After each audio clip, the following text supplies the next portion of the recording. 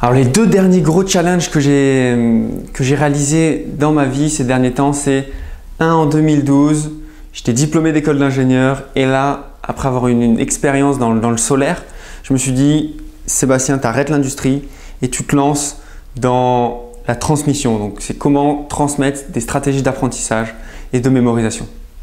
Donc ça, c'était le premier point parce qu'il y avait beaucoup de personnes autour de moi qui me disaient mais non, fais pas ça, tu aurais intérêt à faire un vrai métier, aller dans cette direction. Et pourtant, j'avais cette intuition qu'il fallait aller dans cette direction. Deuxième challenge, en 2014, je me suis dit, allez, maintenant, tu t'entraînes un peu avec la mémoire. Il va falloir que tu ailles te confronter à des gens bien meilleurs que toi, aller faire de la compétition. Et c'est là en 2014 où je suis allé à Londres pour mes premiers championnats.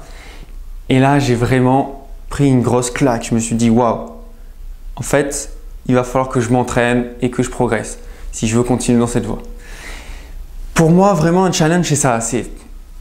On arrive, on choisit une voie, un chemin et il y a plein d'indicateurs autour de vous qui disent non, va pas dans cette direction, il va falloir plutôt aller dans une autre. Et pourtant, au fond de vous, il y a une flamme, une intuition qui vous dit vas-y, fonce. Et c'est ce que j'ai fait et c'est ce que je fais aujourd'hui encore.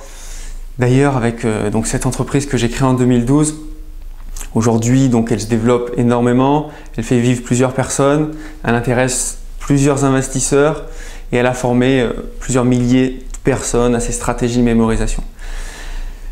Par rapport à la mémoire, j'ai persévéré, j'ai continué à m'entraîner. Depuis 2015, aujourd'hui, je suis champion de France de mémoire et ça me paraît évident que quelles que soient les embûches, il faut continuer à partir du moment où vous avez cette conviction au fond de vous que ça va fonctionner.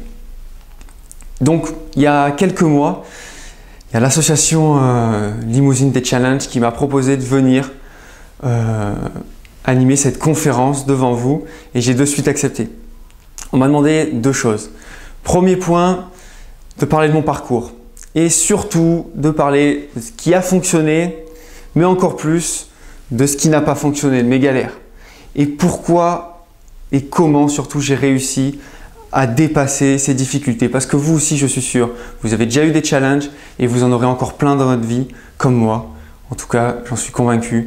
Et pour pouvoir les dépasser, eh bien, il va falloir apprendre. On apprend tous tout le temps. Donc, quelles ont été les qualités et les compétences que j'ai dû développer pour arriver jusque-là, pour, on va dire, déplacer ces difficultés. Donc ça, c'est le premier point, c'est vous parler de mon parcours.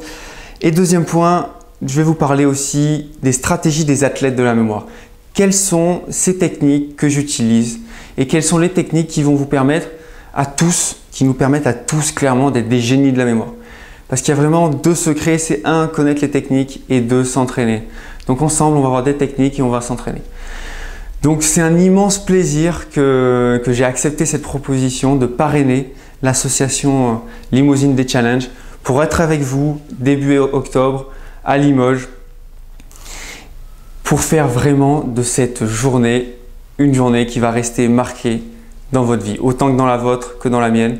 En tout cas, je vous souhaite une excellente rentrée et je vous dis à très vite début octobre à Limoges.